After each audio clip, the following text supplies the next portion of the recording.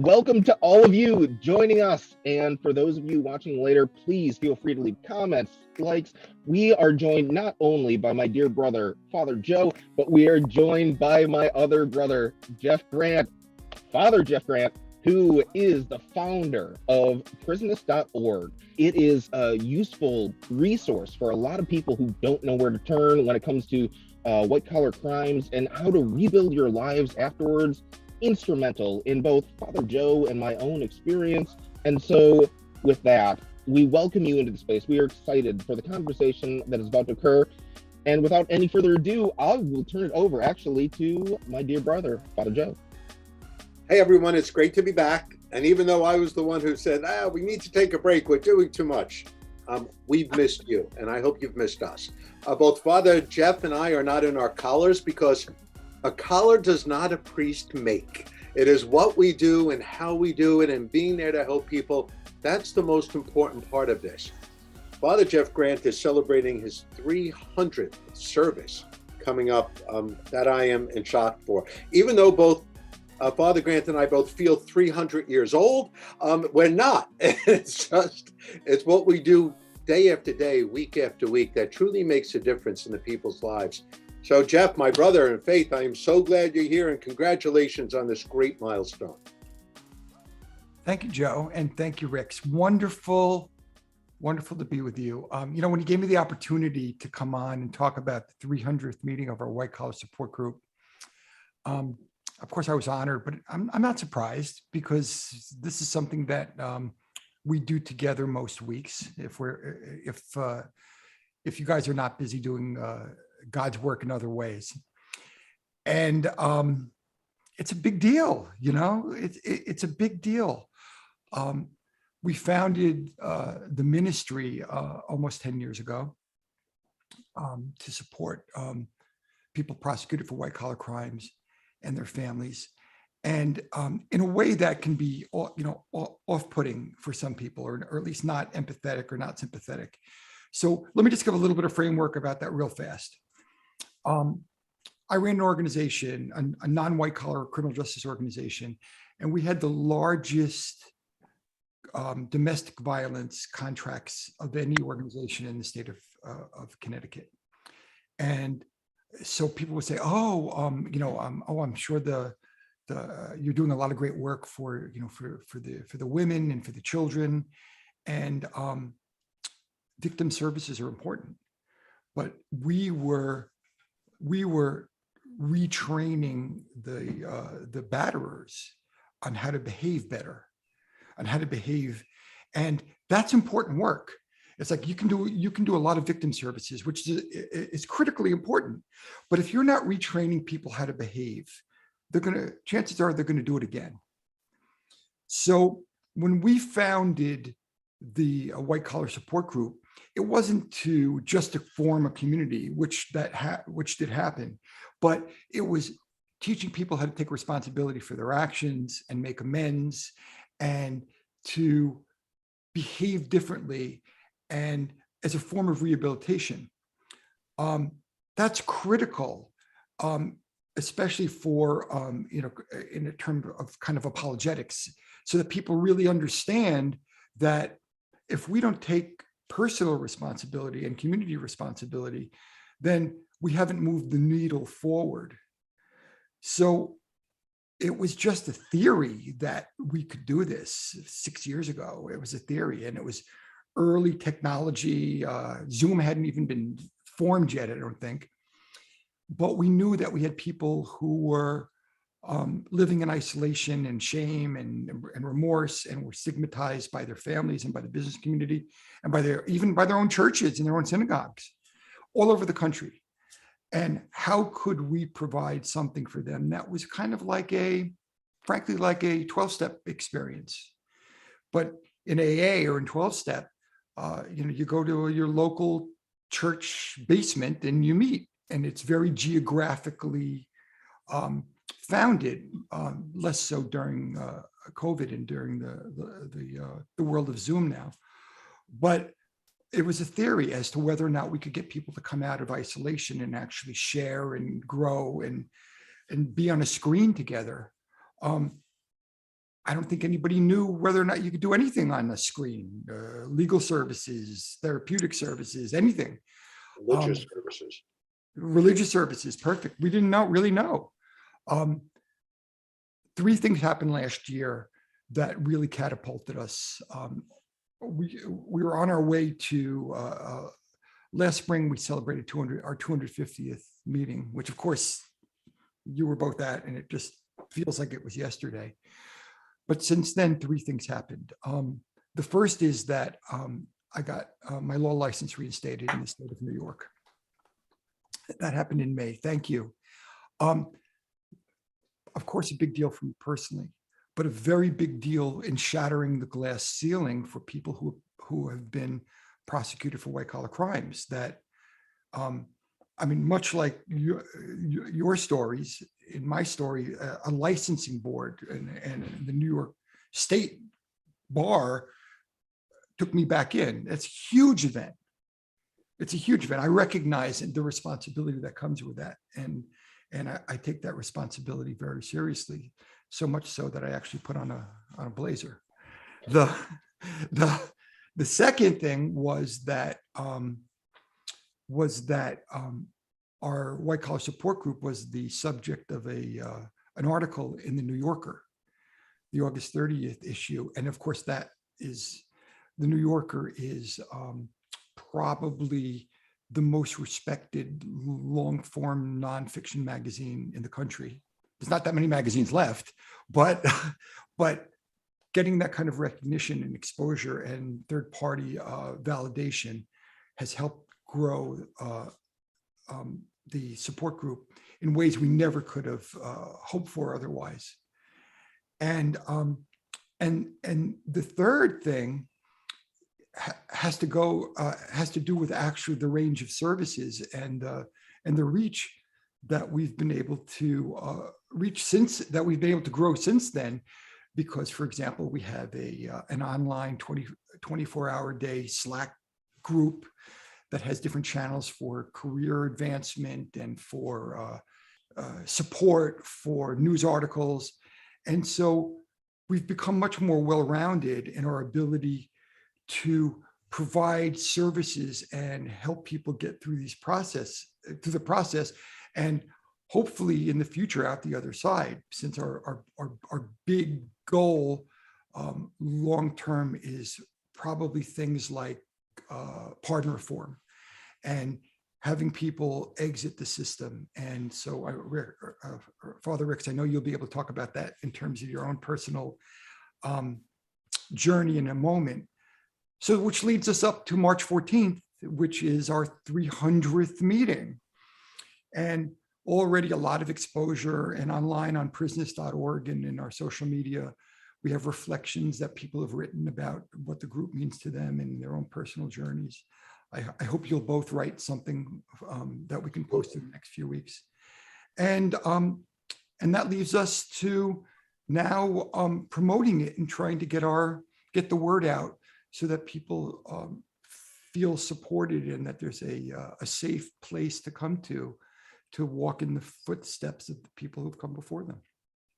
Jeff, first of all, I cannot commend you enough, and congratulations on the reinstatement to the bar and to be practicing law again. As you said, and I agree totally, this is huge.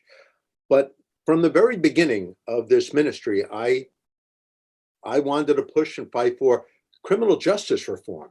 And as most of our listeners know, and of course both of you know very well, this podcast started off with a different title, From Police to Priest. Mm-hmm. And I was a cop for 20 years. Mm-hmm. And I'm not sure anymore. I was a by-the-book cop. And everyone who made a mistake, I arrested because I thought that was the right thing to do. And it didn't matter why you did the crime, who you were, what circumstances, you broke a rule, and now I'm going to enforce the rule. And then, sadly, many of my fellow brothers and sisters in law enforcement feel the same way. And I get that. But now, after what happened to me, and understanding how the criminal justice system is broken, does need to be fixed, and then, of course, being part of your amazing group. And just so people are clear, there is a radical difference between violent criminals who are a danger to themselves and other, and people who commit white-collar crimes. And even though they haven't been on the meeting, people like Martha Stewart, Felicity Huff, my good friend Mike the Situation, there is no way people like that need to be in jail. They need to pay restitution. They need to pay fines. They need to do community service, help their fellow citizens.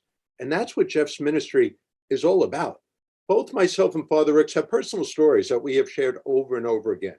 And, you know, the wonderful thing about my mistake that I made as a politician and had to have that terrible label put on me that is stigmatized forever is that I woke up and realized the system is broken. We are not serving people. Putting someone in jail for wire fraud, that helps no one in the world, except it costs the citizens, it costs the government tremendous amount of money. But what it does to the families, what it does to so many people in a way, and it's all done to shame, to hurt, to embarrass, and there's no purpose to it. Jeff's ministry is radically changing the world, and that's what we, both Father Rix and I, and that's why we're so happy to be a part of it. We need to stand up and tell people, yeah, everyone makes a mistake. And if you haven't made a mistake, please introduce yourself to me. I'm dying to meet you. I want to see how you did it. But we've understood our mistakes and we've learned from them and we grow from them. But most importantly, we use that mistake to help others. And I'll just piggyback off of that because it does. I was one of those people at the outset where I was thinking to myself that I didn't need this group. And it took probably, Father Joe, you would know, probably a good year and a half to actually get me to start attending Jeff's meetings. And it's only after, in hindsight, because I was in my own recovery program, as I've talked about many, many times before, trying to understand where my place was in the world in a spiritual sense and also a manifest sense. And came across, Joe, the persistent person that he is, kept saying, gotta go, over and over again. So I said, fine, I'll finally go, see what it's like. And wow. I mean, the moment that happened is still something that gives me, like, it's sending shivers down my spine right now, of realizing that there are other people who are going through, not just the intensity and the emotion and the spiritual turmoil, but also like practical things like finance, family relationships, marital relationships, all these different components were kind of grouped into this one organization where we all experienced, to varying degrees, the same sort of stigmatism and the challenges that we all have to face after coming out of that experience, paying our dues and moving on. And for me, I was actually right before the stream talking with Father Jeff about how challenging it is when people still Google my name. And I know, Father Joe, you alluded to that in your sermon on Sunday. And it's something that I think is just an incredible resource. And I'm wondering, Jeff, if this was something that you had kind of had a premonition for at the outset, at meeting number one, that it could become something that is just so instrumental in people's lives, as they fall apart, to have someone to catch you in that net and to say, it's going to be okay. Here's some resources.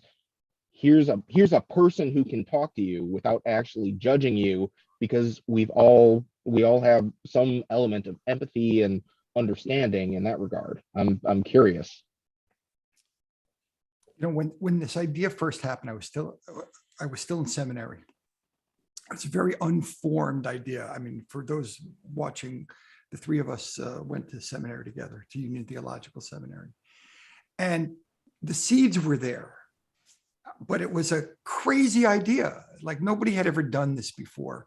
No one's done it since either. So it's not like there's a huge line of people lining up to provide support to people who've been prosecuted for white collar crimes. But we had a classmate who I was very close to, and we would meet once a week. And it was kind of it came out of our field ed class. We were in field ed class together. And we decided we would meet and kind of pull apart each other's our business plans, what we were going to do with our lives, and just meet intensely once a week and discuss it, and be honest with one another about what we saw. And so I started to describe to her this vision, which, believe me, was not clear. But I remember her saying to me, "Are you out of your mind? Like, what? I don't get it." Those are her exact words. "I don't get it." And I understand, because I didn't really get it either. I didn't know that words we were using in seminary to describe people oppressed, marginalized, stigmatized, I didn't know that they could be properly applied to people like us. And we're given, we're given messages. Some of those messages are very explicit, and some of them are more not so much. That in order to be marginalized, you have to be Black, or you have to be gay, or you have to be anything. That you have to be anything. And I think that we're proof that anybody can feel marginalized, and anyone can be stigmatized. And in our case, it's not just because of the things we chose to do. It's also the underlying issues that some of us have: dysfunctional families, traumatic childhoods, drug addiction, mental illness. Sometimes it's just societal pressure that led us to do things that we wouldn't have otherwise done. I mean, I think that in Joe's case, for example, I can talk about things that you talk about, Joe, about yourself. There's nothing privileged here. If you didn't have a father who was a captain, who had a very specific career path, and somehow that influenced you to have your career path. If you didn't have that, then you wouldn't have been in the situation you were in. So how do these things happen? I don't know. They happen probably as many ways as there are those of us that are involved in it. The key is, what do we do about it? How do we move ourselves forward and not feel victimized and victimize ourselves and keep ourselves locked in our own prisons of self? We've done that together. I couldn't have done it alone. I couldn't have done it for myself. We do it together, and we tell each other the truth. And when we don't tell each other the truth, we're accountable, and we call each other on it.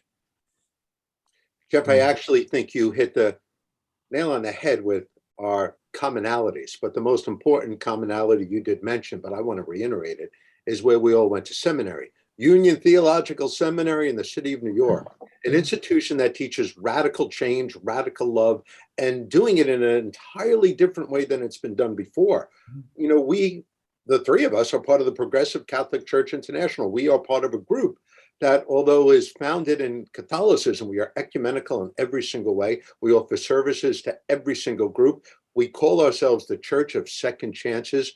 We disregard no one. We forgive and we accept everyone. And, the pinnacle of our work just happened literally a month ago, when the Roman Church, which boggles my mind, says no to the re-elected governor of the state of New Jersey, Phil Murphy, that not only are you not welcome in the Basilica, in the cathedral in Newark, but we are not going to be at your inauguration prayer service. The cardinal will not come, nor will any Roman priest come to pray for you. What a horrible thing to do to any human being. And the reason probably is because the governor's very open-minded stance on women's health issue. And because of our background at Union Theological Seminary, I was asked to be not only to pray at the service, I opened up the prayer service for Governor Phil Murphy, the First Lady Tammy Murphy, who sent me a beautiful thank you note. Keep fighting for those people in the margins. Keep fighting for those who are lost and broken, who need help in any way. And again, this isn't a Catholic organization that we have. This is an organization based on humanity, based on forgiveness, based on love. And that's why the three of us are here today. And Jeff, my God, the work you have done, both the God of the Old and the New Testament are smiling down on you in Hebrew. I absolutely love that. And so as we close out our short time together, which has been so filled and so rich with testimonies and experiences that we've all had, Jeff, what are you looking forward to in the future for the next 300 episodes and beyond? I'm curious. You've created a self-sustaining organization, and it turned out to be something so much more important and greater than you initially thought, from what I've heard. What are your thoughts when it comes to moving forward? You know, it's hard to kind of shift into being gentle with myself, Rix. You know, so much of going through criminal justice journey and coming home from prison, so much of it was about ascendancy, you know, driving to find a place of validation, finding a place of being able to deliver or to impart the wisdom that God, you know, has given me. What a strange place it is to feel like I've arrived. You know, like I don't have to be anything other than what I am, and to have value, because, you know, so many of our compatriots haven't found that yet. And so here I am now. I'm a lawyer and priest and reverend, and someone who's run reentry organizations and recovery, and business person, and to bring that all to people who are going through white collar crises, and to deliver it in a way where I'm their advocate and I'm their friend, and I can help them through a vision of what it is to come out the other side and to have successful, joyful lives again. But that's a marathon. You know, it's not something that happens overnight. And so we know that people are suffering, and they will pay huge amounts of money to stop the pain. They'll pay it to lawyers. They're afraid of going to prison, and as we were probably, right, but definitely. But I just want to tell you that the way to answer the question is to make the statement: the worst thing that can happen to you is not going to prison. The worst thing that can happen to you is not having a comeback story. And if you can focus from the very beginning, the first day, on that comeback story, what it could be 10 years from now, and you surround yourself with people who are going to help you do that, then you never have to worry about 10 years later looking back and saying, if I had known then what I know now, I would have made different decisions. I would have done things differently. Because to a person, they go through that, but not so much anymore. And I'd like to think that the reason why is because we give them an option. We give them an option through our ministry, through Progressive Prison Ministries, through our denomination of Second Chances, and frankly, through the work I'm doing as a lawyer, advocating for people who are going, and families going through these issues, but in a way that nobody else can do because they don't have that lived experience. And they don't, so, wow, I mean, and to just be comfortable in it, just say, okay, wait, I can do this. I do it. I actually do it. And so that's crazy given where we were. You know, it's crazy given where we were. Like, could that ever actually happen again? And the answer is yes. And if it can happen for me, it can happen for anybody. That is such a beautiful, beautiful message. I think to myself, we always talk about walking through the valley of the shadow. What happens when you come out of that valley of the shadow? What does that actually look like? I mean, I see it in your face. I see it in the way that you interact with other people, that you are enjoying life, this new life that's been given to you. And I'm so grateful to have known you and to be a part of something that you built that was I think ultimately God's will. And so with that, we'll close out with Father Joe, if you want to give some last statements and a final closing prayer. Jeff, I can't agree about the next chapter.